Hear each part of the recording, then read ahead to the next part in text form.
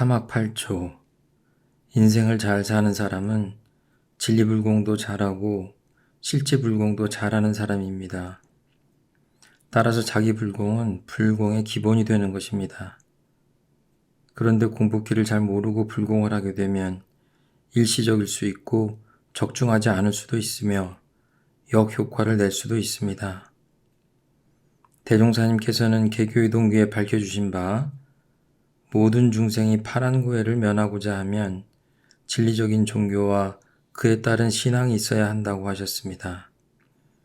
그리고 사실적인 훈련이 뒷받침되어야 일체 생명을 낙원으로 인도할 수 있다고 하셨습니다. 이렇게 원불교의 모든 교리는 개교의 동기로 이어지고 있습니다. 먼저 사막에 대해 살펴보도록 하겠습니다. 대종사님께서는 일체 생명을 극락보다는 낙원으로 인도하시고자 하셨습니다. 극락과 낙원은 의미가 다릅니다. 극락은 고와 낙을 초월한 자성극락을 의미하고 낙원은 영육상전 이사병행을 하며 혼자 즐기는 것이 아닌 일체 생명과 함께 즐기는 공간을 말합니다. 사언사요 신앙으로 불공을 잘하여 복을 증진하고 낙원의 인생길을 갈 수 있는데 이렇게 하려면 먼저 공부길이 바탕이 되어야 합니다. 이러한 공부길을 밝혀주신 부분이 바로 사막입니다. 우리나라 속담에 어분에게 3년 찾는다는 말이 있습니다. 이 말씀을 우리 공부와 연관시켜 생각해 보면 자기 안에 보물이 있는데 이를 보지 못하고 밖에서 오랫동안 찾는다는 뜻과 통할 것입니다. 우리가 찾는 공부길은 밖에 있는 것이 아니라 바로 내 안에 있음을 알아야 합니다.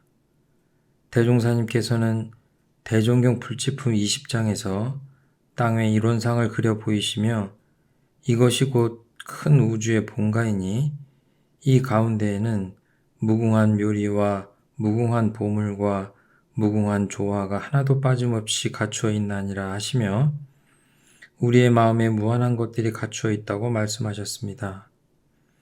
보물은 모아서 쌓아두는 것도 의미가 있지만 활용을 해야 더 가치가 있습니다. 우리 몸은 만사만리의 근본이라고 하셨습니다. 그러니 마음을 잘 찾아 단련해서 몸을 잘 사용하면 온갖 복과 해가 가득하게 나오기 때문에 마음이 복혜의 원천입니다. 아울러 무궁한 조화도 마음에서 나옵니다. 바로 그 마음을 찾아서 닦아가고 알며 사용하는 공부가 사막입니다. 과거 부처님께서도 개정의 사막을 말씀해 주셨습니다.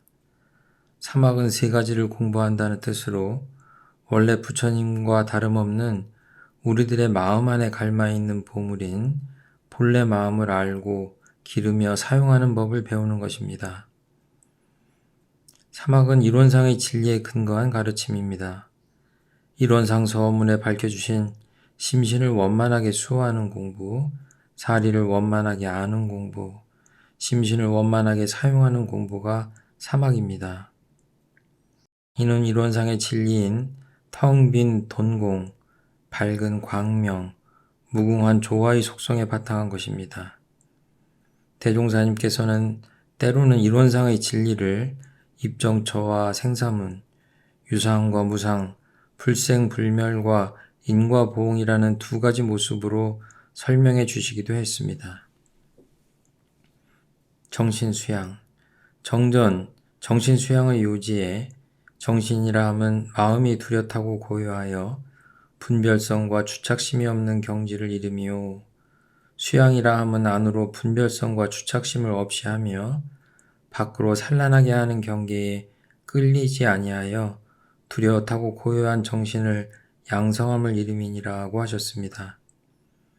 정산종사법의 원리편 12장에서는 성품과 정신과 마음과 뜻을 분석하여 성품은 본연의 체요, 성품에서 정신이 나타나나니 정신은 성품과 대동하나 영명한 감이 있는 것이며 정신에서 분별이 나타날 때가 마음이요 라고 말씀하셨습니다.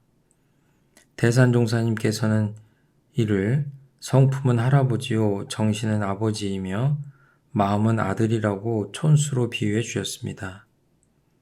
마음 수양이 아닌 정신 수양이라고 합니다.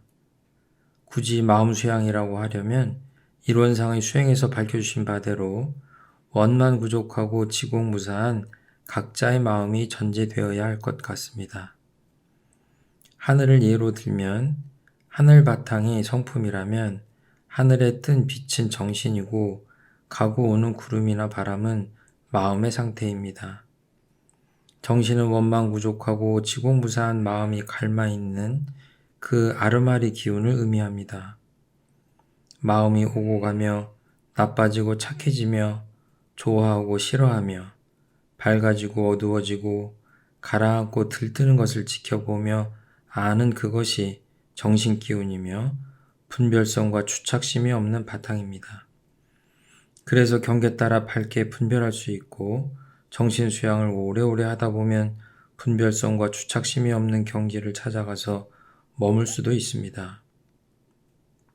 공적영지의 광명은 태양보다 밝은 대반야지인 위대한 빛이 갈마있기에 뚜렷하고 온전한 그 정신을 기르는 수양을 하자는 것입니다. 정신수양의 목적에서는 천지만엽으로 버려가는 이 욕심을 제거하고 온전한 정신을 얻어 자주력을 양성하기 위하여 수양을 하자고 하셨습니다. 욕심을 제거하는 것이 바로 수양의 목적입니다. 수양력이 있다는 것은 욕심 경기에 끌려가거나 물들지 않는 것을 의미합니다. 일이 없을 때에는 염불좌선 기도 주성을 하고 일이 있을 때에는 온전한 생각으로 취사하는 무지선 공부 등을 하도록 확실한 수양의 방법까지 자세히 안내해 주셨습니다. 정산종사법어 법훈편 23장에 서원과 욕심이 비슷하나 천양의 차가 있나니 서원은 나를 떠나 공을 위하여 구하는 마음이요 욕심은 나를 중심으로 차를 위하여 구하는 마음이니라 하신 말씀이 있습니다.